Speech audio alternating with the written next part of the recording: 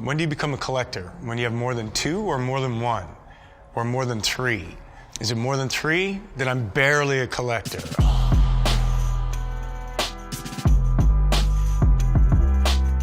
Hi, I'm Keanu Reeves, co-founder of Arch Motorcycle. Let's take a look.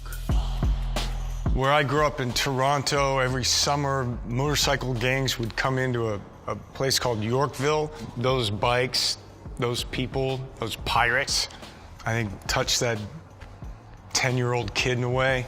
I learned how to ride a motorcycle when I was doing a film in Munich. This young woman had an Enduro, and I asked her if she'd teach me how to ride it. And when I came back to Los Angeles, this is probably around 86, 87, I got my first motorcycle. So this is where it all happens, kind of backstage, if you will. We have some client bikes here being worked on and assembled. And then personally, this is the second motorcycle I bought in Los Angeles around 1987. It's a 1973 Mark IIA Norton Commando. Had a lot of good times with this motorcycle. And I just grew up really loving Nortons, the upswept pipe. It's an English twin. Norton was renowned for the featherbed frame, which means that the engine is rubber mounted, kind of taking a lot of the vibration out of it. It's got a nice sound, smells good when it heats up the oil, and got a lot of miles on that motorcycle. In films, I rode a motorcycle in Chain Reaction and a film called My Own Private Idaho. In My Own Private Idaho, the gentleman came out with a canary yellow Norton. And the guy's like, so do you know this bike? And well, this is how you know. I was like, I got it. That was a fun day to ride that bike and ride with River Phoenix. What about John Wick? Didn't you ride in that? Yeah, so recently in John Wick, Chapter 3, yeah, I got onto the bike, so I had to ride it down an alleyway, and yeah, I did ride it down a bridge, and there's a fight sequence. Yeah, I rode in John Wick 3. Norton's, the year that I bought the 73, the shift patterns on the other side of the motorcycle in a different direction, so that took a second. And then when it came to the reality of the Norton, it was amazing. You know, it's not a super scary fast, you know, especially for a young rider. You know, I didn't get on a motorcycle that's 100 horsepower and I can go 150 miles an hour on it. I can do that now, but I've never gone 150. I haven't actually gone that fast. I'm like in the 135 range.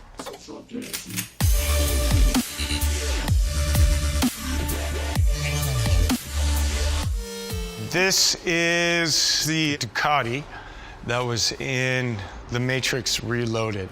Spectacular bike, beautiful motorcycle. Ducati did a special green, a kind of Matrix green, which makes it kind of trick. It's got Matrix Reloaded on it. Carrie-Anne Moss-Roy, who had never ridden a motorcycle in her life, learned how to ride a Ducati 998. Wow. The motorcycle was with the Wachowskis, who were the writers and directors of the Matrix trilogy. We have become custodians of the motorcycle, and it's really cool to be able to show you this bike. We'll go through it and make sure everything works, and the next time we're at the track, I think we'll take it out. You know, when I work on films, you know, in the past, they would, you know, have contracts that said you couldn't ride a motorcycle. You know, you're an asset and they don't want you to crash. So sometimes I would pay attention to that and sometimes I didn't. Oops, can't help it. It's not difficult to communicate what it's like to ride a motorcycle because, you know, if you've ridden a bicycle, you kind of get it. And a motorcycle, you're a little more vulnerable, so the stakes are higher, which I like. For me, it's the visceral quality of it, the vibration, the wind, the sound, and then it's just really a great place to think, to feel, to get away. You know, when I don't ride a motorcycle, I go through withdrawal. It's not good for my health. I had a Harley Davidson, a Dyno Wide Glide, which was an amazing motorcycle, and I was looking to personalize it. And then I was introduced to Gart Hollinger, who owned a custom building company called Chop Rods. We ended up working together, and he ended up building a custom bike. He took the Harley engine and then built a motorcycle around it, and that became the prototype for the Arch motorcycle. So this is a 2019 KR GT1. The company makes over 200 parts for the motorcycle. It's all billet aluminum. We manufacture those parts, but we also work with some high-end other companies, third parties. So we have an Öhlins high-end front suspension, South African company called BST for carbon wheels. We're working with a great company out of Wisconsin called S&S for the power plant. What else we got? We got some Michelin tires, which are pretty awesome. We work with an Italian company called Rizoma, signals, mirrors, foot controls. We also make the seat custom for the owner, so it's, you know, fitted. Let's see if we can start this thing.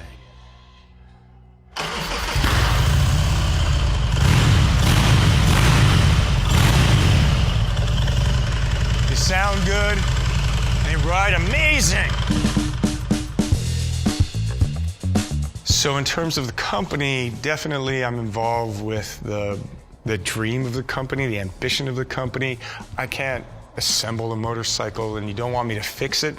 I can test ride it and I can tell you what's wrong and I can, you know, what quality control, how do we want it to feel, what are we doing? I'm not doing any of the drawing. Gart is doing that, but he'll show me and we'll, you know, talk about it. And then infrastructure and what's the voice of the company, who are we, what are we presenting, and kind of work with that. So if the KR GT1 is a performance cruiser, then this motorcycle is like a performance cruiser sport. What makes it sport? So the riding position. Instead of having forward controls, we have a mid control. It has a different rake. On the 1S, it's broadened a little bit, so handling is a little different. Also, we're gonna have different wheels, obviously different body work. So it's got some other kind of developments going on in terms of tank design. We're still working on our final exhaust system for it. And then there's a whole bunch of other design elements that are going on under here. We have a new instrument panel. The frame is different than the KR GT1. It's not exposed, and what's going on inside is a little bit different. We also like to do track rides. So there's the ponies for when we want to go fast on a racetrack. I'm riding the ZX-10 here, the Ninja.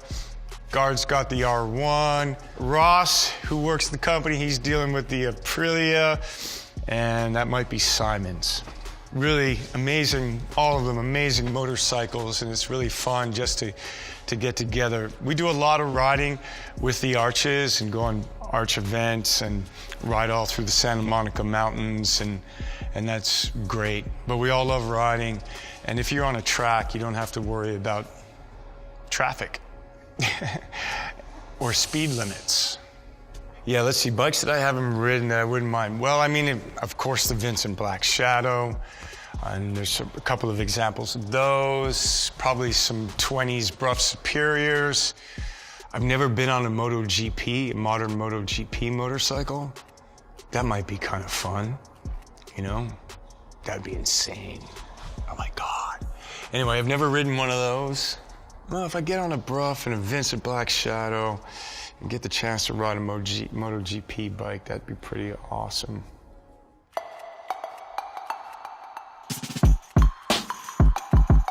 What we have here is what we call the Method 143. This is a prototype, so you can't jump on this yet and ride it. It's kind of like how the automobile company does concept cars. This is kind of a concept motorcycle that we're looking to make into production. It will eventually have a carbon fiber monocoque frame. You can start to see the idea of that coming down here on the down member of the frame. This will become carbon fiber.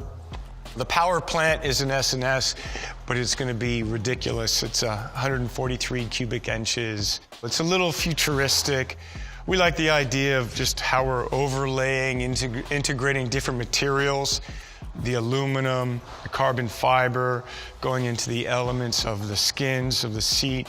And then just some of the design elements are pretty spectacular. BST is going to be developing a new wheel for us.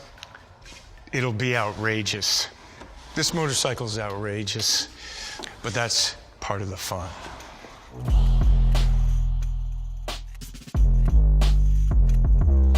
Advice to a new rider. I mean, if you're a kid and you're like starting off on a little mini bike, I mean, people are gonna show you what to do. If you're a young adult and you're not dirt riding and you wanna get on the street, take a class. You know, start with a small CC, get a bike that you can get your feet on the ground, something that's not gonna freak you out, you know? If you're not gonna do all of that, just don't go crazy. Like if you've never ridden a motorcycle, don't get, you know, a sport bike that's got a lot of horsepower. But yeah, be comfortable on it. Don't get too much power that, you know, can overwhelm you too quickly. And have fun.